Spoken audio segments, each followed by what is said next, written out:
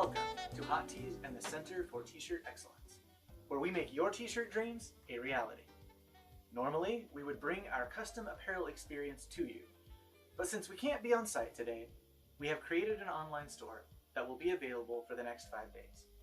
Every shirt is made right here in our shop in Harrisburg, Oregon. Let me show you some of the options that we have. This tie-dye I'm wearing is one of my personal favorites, but wait, it's missing something. That's better. And if tie-dye isn't your style, we have a variety of other options.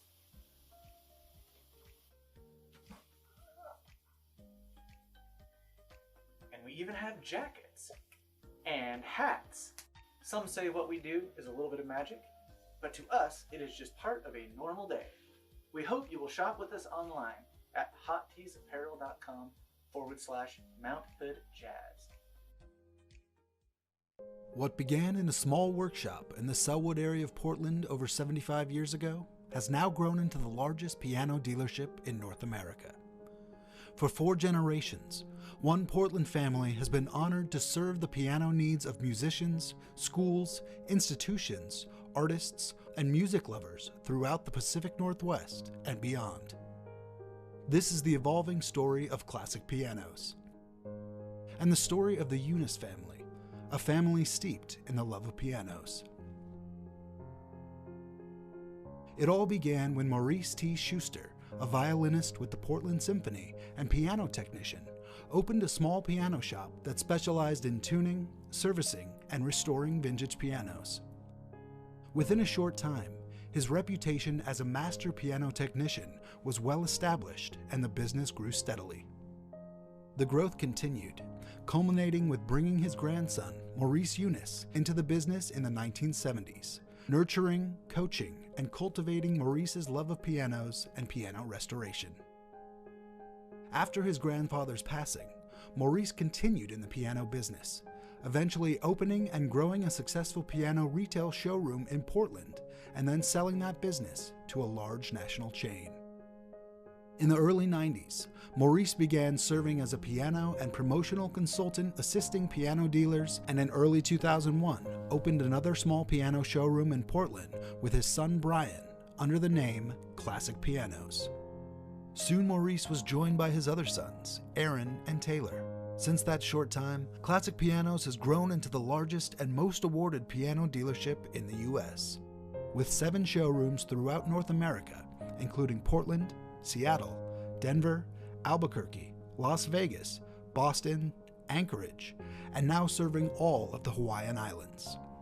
Even though the company has grown nationally, at its heart, it is still a family-owned and operated business with the belief that music can change lives for the better.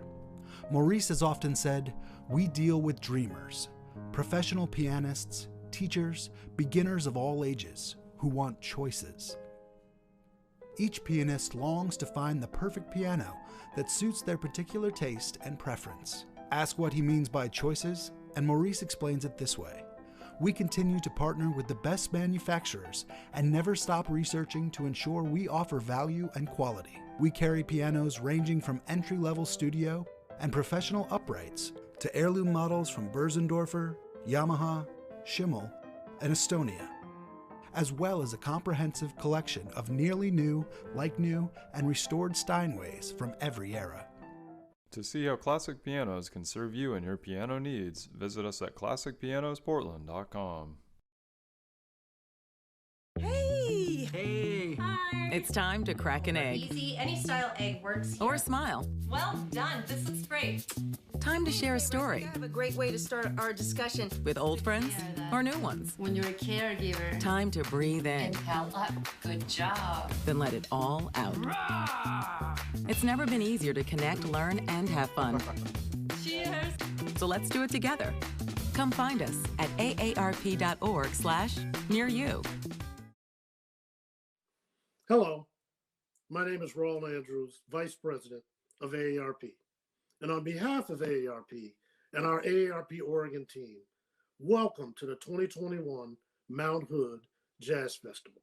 As you know, jazz is a uniquely American art form that is deeply rooted in the African American Black tradition, culture, and heritage. But more importantly than any of that, jazz is just food for the soul. It provides a measure of peace, it can provide a measure of comfort, and it can provide overall healing in a time like this when we need it most. So, what I want you to do now is just sit back. I want you to relax and just take in those smooth, comfortable, cool, healing sounds of American jazz. So, on behalf of the organizers of the Mount Hood Jazz Festival and your good friends and wise defenders at AARP, welcome to the 2021 Mount Hood Jazz Festival. Thank you and enjoy.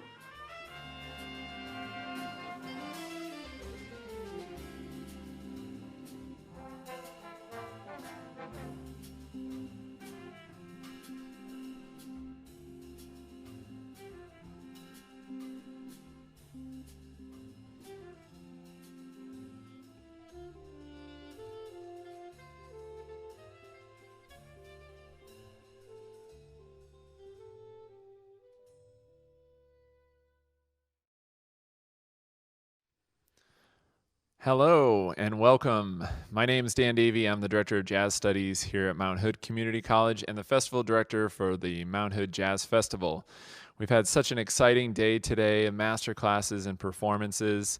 I'd like to thank Left Door Streaming for their unbelievable work that they've done yesterday and today, and I know that we'll continue tomorrow for our third and final day of the 2021 virtual Mount Hood Jazz Festival.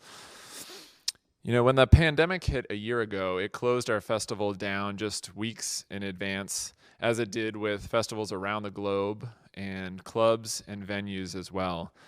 Musicians lost a significant portion, if not all, of their income just in the blink of an eye. Likely, musicians will be some of the last to regain steady work in these difficult times. This year's festival is happening because of our sponsors. I'd like to thank our presenting sponsor, AARP Oregon, as well as supporters who value the arts and want to ensure that our musicians weather the pandemic. We're grateful for their contributions because it's allowed us to bring these events to you this weekend for free. If you'd like to make a donation to support the festival so that we can continue to be able to provide you with education and inspiration, as well as providing musicians work during this difficult time, then the link's below and also will be in the chat.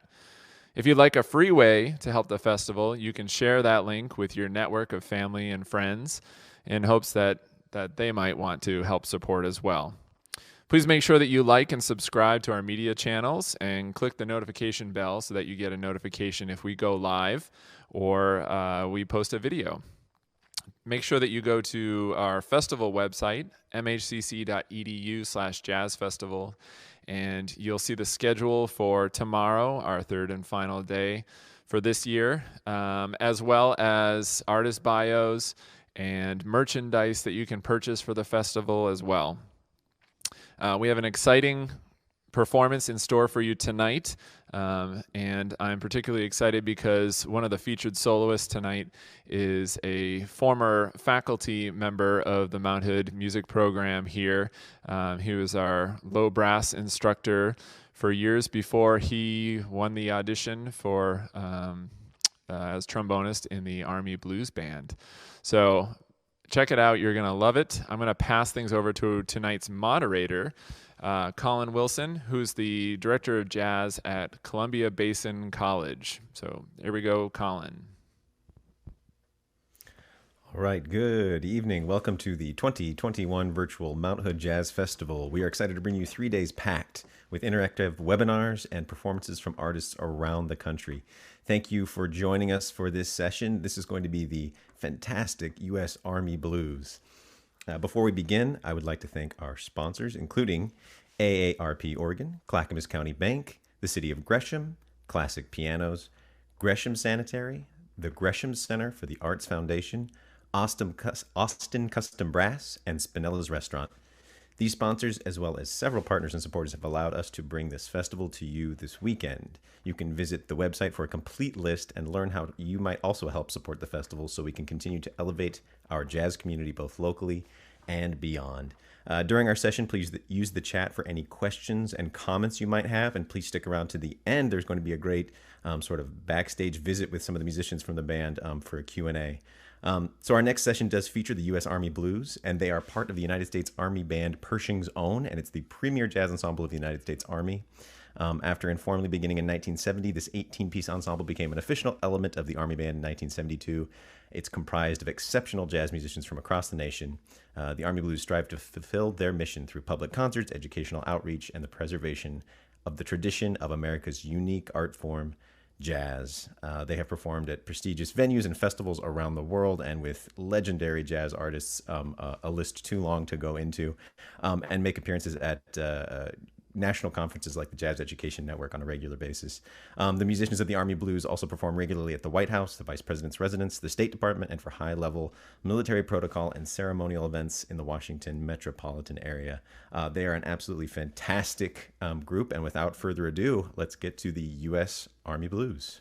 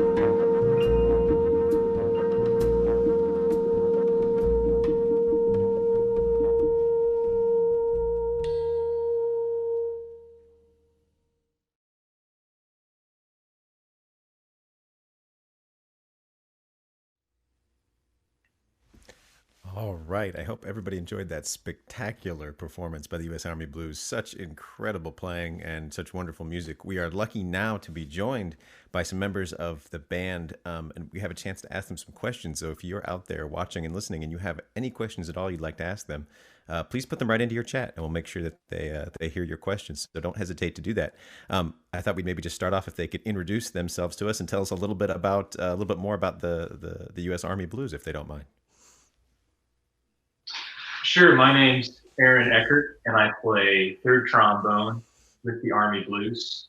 And I've been in the band about 3 years, and I'm originally from Belleville, Illinois. Oh, my name is Eric Tapper. I play drums with the band. I've been in the band for about 3.5 years, getting close to 4, and I'm from Long Meadow, Massachusetts. My name is Josh Kaufman. I'm the lead trumpet player for the Army Blues, and I've been in the band about 4.5 years, and I'm from Pittsburgh, Pennsylvania. Fantastic. Okay, Aaron, I think you forgot to mention that you were featured pretty heavily on Euphonium in that set there. We gotta make sure that doesn't go unnoticed. Yeah, that was a fun little project to do as a part of the tuba euphonium workshop that we hold every February. Fantastic. Well, it sounded beautiful. I was going to ask you guys what, for the people listening and a lot of the students maybe tuning into the festival, if you could tell us a little bit about what it's like day to day being a member of, one of the premier jazz bands in the military, the U.S. Army Blues. What is it like? What do you do? Sure. So I'll answer that. If you're somebody who usually is looking for a 9-to-5 gig, this probably isn't for you. Our job varies quite heavily from day to day. We really, at certain times, really don't know what to expect. We could do everything from sending, we have a New Orleans group called Swamp Romp.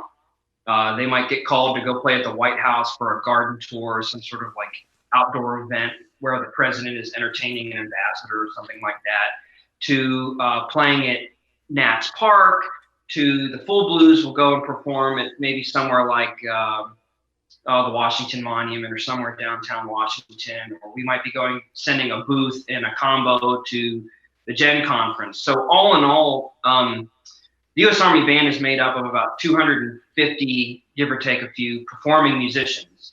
And if you add up what every individual person does, so official missions, we do between 6,000 and 7,000 different events each year. You might walk into the building on a Monday and the string quartet is at the vice president's residence. There's a quartet at the White House. The Herald trumpets are out at the Hollywood Bowl performing with John Williams. The Blues are playing at, George Mason University or something like that. So the job is varied, and a lot of times we'll get pulled to do those other events as well.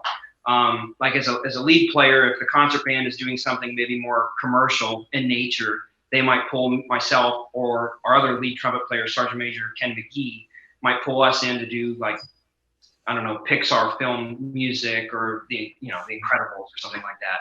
And so the job just really varies from day to day. And it's kind of like, I'll put it this way. It's kind of like the best life of being a freelance musician, all with the opportunities of getting free dental. That's fantastic. It mimics, sort of the scene. It's pretty comparable to sort of, just being a freelance musician. You never know what you're going to expect at work the next day. Yeah, absolutely. Wow. Well, that kind of takes me to another question, just having listened to the spectacular level of musicianship in the band. What is the audition process like to get into the U.S. Army Blues or one of the other premier bands? Yeah, so for the audition process, there's always a pre-screening round.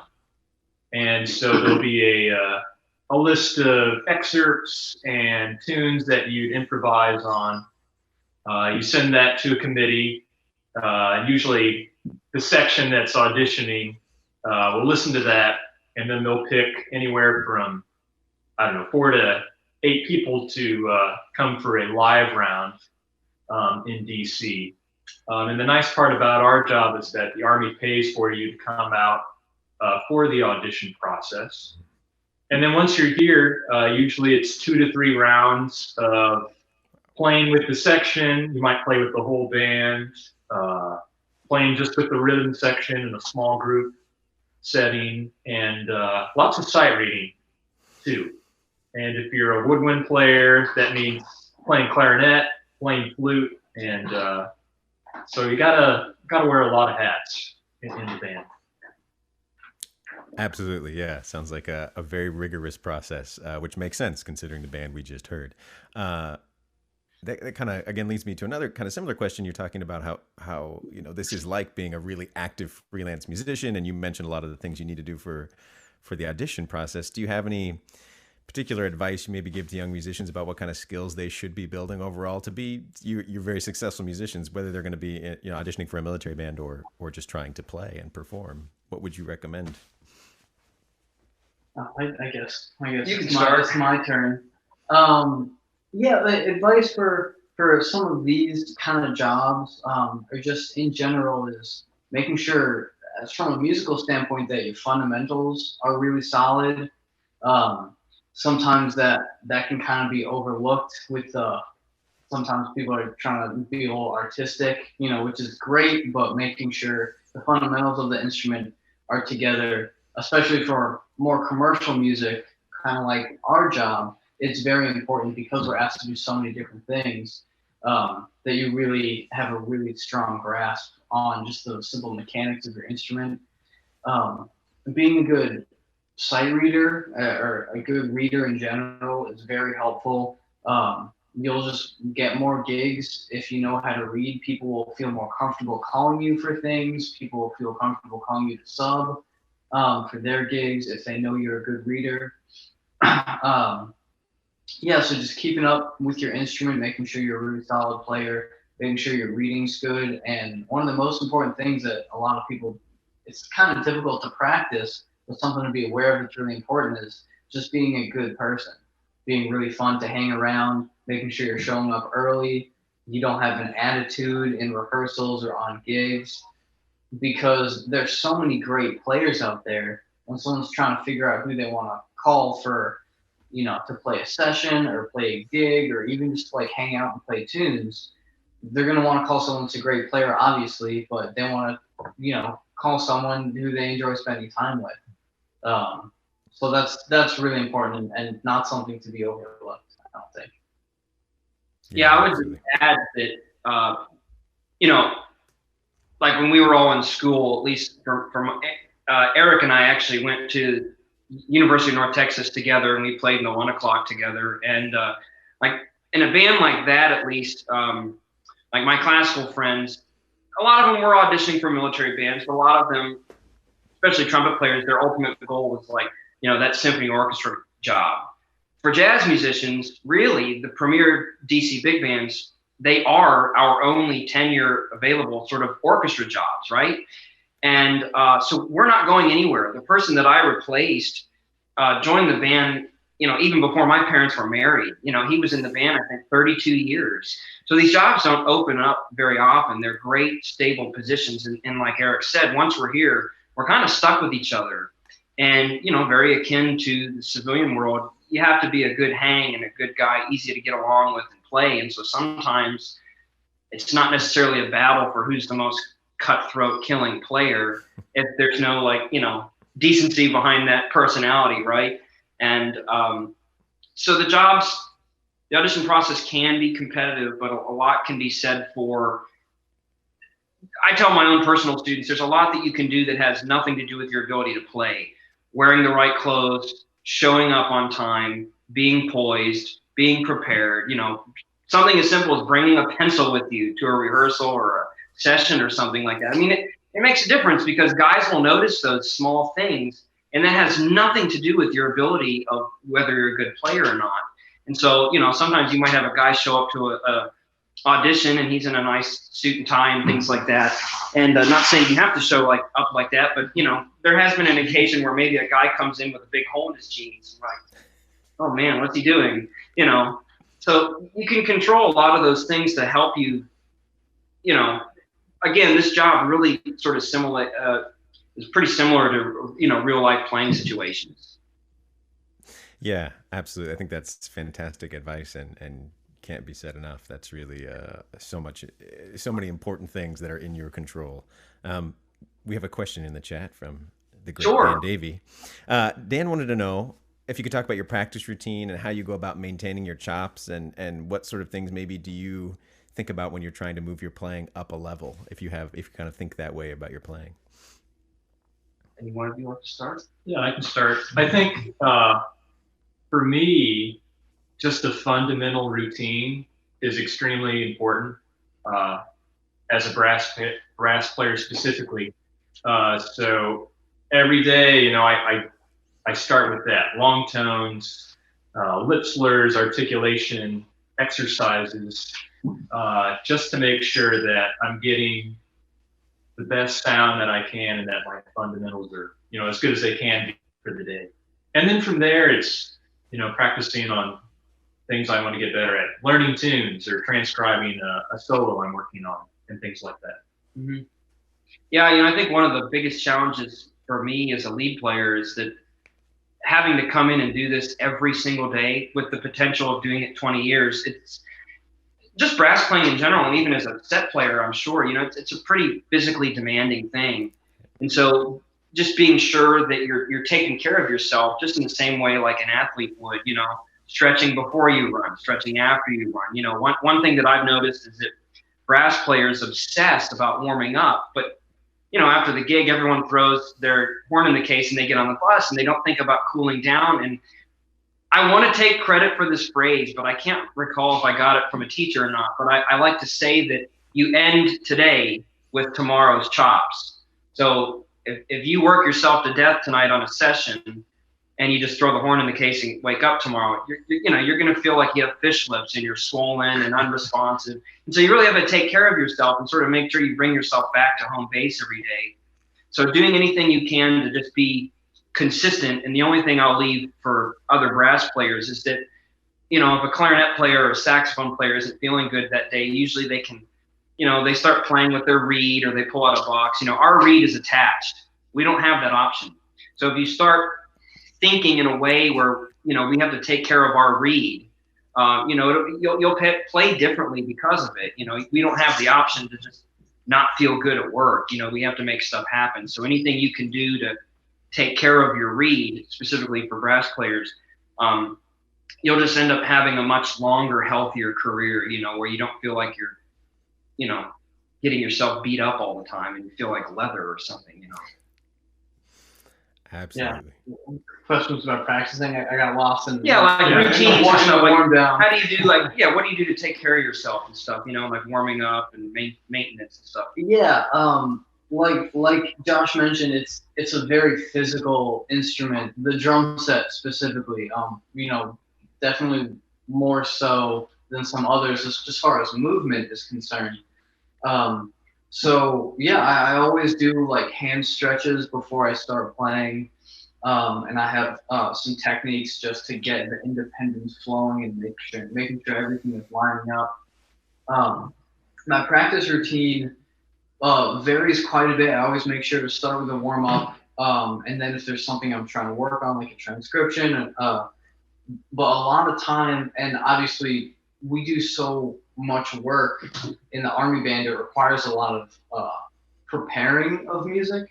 So I do a lot of what can be called as like score study, listening to recordings, making sure I understand the songs that I'm playing very well, so I can support it, from my instrument, and just like learning songs and making notes and all that stuff. But once I've taken care of all the, fundamentals, warming up, making sure all of my responsibilities in the Army are prepared for, I like to just try to find different ways to inspire myself.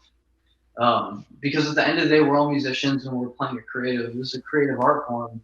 So I'll just try to find things that I just really enjoy doing, maybe trying to copy a drummer that I really like, or work on some independence exercise that I've been messing with, or even just playing along with records, just finding different things where I can get inspiration from, so I can kind of keep the fire lit under me, so to speak. Yeah, I think that's wonderful advice. Absolutely. I have another question in the chat here. So how available broadly are military music gigs, and what would someone do who is looking to get into that type of work? And I also want to add a little question of my own. Do you all have college music degrees, or more than one, or a master's, a bachelor's, or other degrees in anything? I think Aaron is the most educated person in the room right now. Eric and I, we both have bachelor's degrees in jazz studies from University of North Texas. I got a classical trumpet degree as well, but we both came directly out of North Texas and came right here into the job. You are a bit older than us. Yeah, I You're did more my wise. undergrad at Eastern Illinois, did a music education and a jazz studies degree, and then went to Eastman and did a euphonium performance and jazz trombone performance degree. But I think there's a lot of jobs out there, and not just for jazz. Like Josh was saying earlier, we've got 6 or 7 different performing groups. We've got a concert band, we've got a chorus, a rock band, orchestra. So there's lots of jobs to apply for, and that's just for the Army. There's 3 other, the Navy, Air Force, Marines all have openings as well. So there's quite a bit of opportunity in DC. Yeah, and then each branch of service has their own non-premier ensembles that are still equally good jobs. I mean, they get all the same benefits we get for sure. The rank structure is a little bit different, things like that. But I think the Army has somewhere upwards of at least 100 performing bands throughout the world, and the Air Force has quite a few, and the Navy, and so on and so forth. So there's always jobs available. The thing that I would say, I just wanted to back up a little bit when we were discussing fundamentals. I really push that as a brass player, because at least today in the 21st century, I don't want to sound, this isn't meant to sound I don't want it to be in a negative context, but the days of like going out on the road, like everyone, these big band leaders back in the day would go through North Texas and pick up a lead trumpet player, whether it was like Buddy Rich or Woody Herman. Those days are gone. And the same for the orchestra jobs, so at least the whole reason I went to North Texas is because for me personally, I didn't want to, pigeonhole myself into being a jazz trumpet player, a lead player, a classical player. If you can try to cover, the more hats you wear, the more work you're going to get, is the bottom line. And so if you are a great jazz musician, but you also have, really good, classical chops, and let's say a job opens in our ceremonial band, well, now there's another opportunity for you. But if you pigeonhole yourself, you can't take that audition. While I was auditioning for the Army Blues, I was also auditioning for the Air Force Band, and I was a finalist with the Navy Concert Band for cornet, which very different jobs. And not saying I would have won any of them. I barely won this job. But the point is the more that you can kind of cover, the more ground you can cover, the more opportunities you'll have to take various types of auditions, not just waiting for, a jazz trumpet job or, whatever. Absolutely. I think that's, again, awesome advice, just to be able to take any gig that's available, right? Is a great freedom to have. We're kind of getting close to the end of our time with you. So I want to see if there's anything else that any of you guys wanted to address or talk about, or tell us about the concert that we watched. That was a really great set of Count Basie, Duke Ellington, Thad. I mean, such awesome music, and you guys played so well. So I'll just leave you at the last couple minutes if there's anything you guys would like to wrap up with. I think the one thing or some parting advice I could kind of end with is don't let the military thing scare you. We all went through basic training, but that was 2 months of our life. And then we get to DC and it was totally worth it. It's a great job where you can make lasting connections, play with, musicians and friends for 20 years, and wouldn't trade anything for it.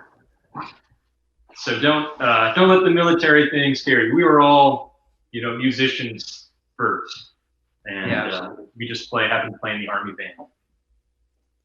Absolutely. Yeah, I guess I would say for people aspiring to these jobs, or really for any career in music, because a lot of us we have the opportunity also in the military to be as active as we want in the civilian side of life. So a lot of us play a lot of, union jobs or sessions or club dates or, whatever. And, I guess my advice would just be, again, not to pigeonhole yourself. Try to make yourself as versatile as you can so that you could have a, better shot at, being a performing musician for a living. And don't be afraid. Something that has helped me a lot is that I was never afraid to reach out to, people, even when I was like a middle school kid emailing. I actually emailed the lead trumpet player in the Army Blues before me. And I was like, "Hi, Mr. So-and-so, I'm Josh Kaufman. What mouthpiece do you play on?" But we actually became friends years before I ever joined the Blues. And he ended up giving me a lot of great trumpet advice. So, if there's like somebody you look up to in the jazz world or something like that, don't be afraid to find a way to reach out to them and be polite. And, those musicians really want to pass on their knowledge. And so that was something that really helped me. I know I definitely wouldn't be here if it wasn't for the help of several really well-known, DC musicians. Yeah, that's great advice. I mean, definitely reaching out to the elders, the elder musicians in your community. It's great, especially if you're a little bit younger. Having a mentor is kind of an invaluable experience. Yeah, I mean, at any age you can do that. It's just great to reach out to people who are the masters of our craft. Like general party music advice is just have fun with it. It's supposed to be fun. Again, like the military thing might be like a little scary, but for the most part, we have a lot of fun, in our job, in all the aspects of our job. And if you're interested in these jobs, reaching out to someone that's in one of the bands, talking to a recruiter, I always say if there's a job opening, audition for it. It's a great experience. And then if they offer you the gig, then you can decide if you want to do it and weigh the pros and cons. But at least from like a professional development standpoint, you'll get a lot of new experiences, play with new people, learn different music. These jobs, it's a great option for a career path in an ever-changing music climate that we have, especially that we've seen over the last year or so. So yeah. Absolutely. Well, gosh, can't thank you enough for your time, and thank you to to all of the other members of the band. Your performance was incredible, and thank you for all your great advice tonight.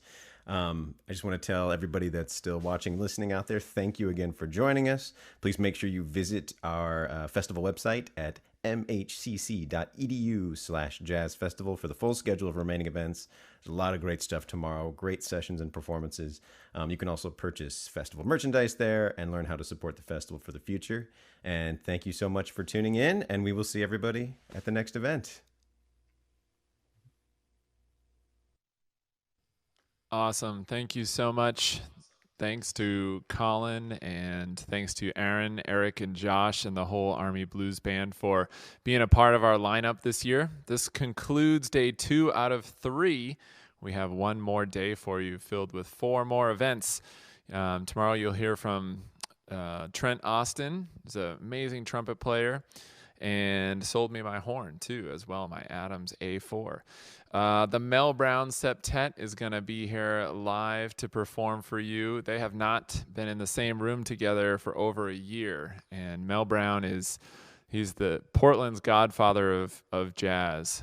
Fantastic drummer and a fantastic person as well. We have Dino Gavoni, who's a sax professor at Berklee College of Music, who's going to do some improv work tomorrow, some master class in the afternoon. And then Rudresh Mahanthapa's Hero Trio tomorrow night to finish off with another backstage Q&A with him as well. So make sure you check out our website and get the full schedule. All the links that you need are on there. Buy some merchandise and support the festival as well. Thanks so much to Left Door Streaming for all their great work, and we'll see everyone tomorrow.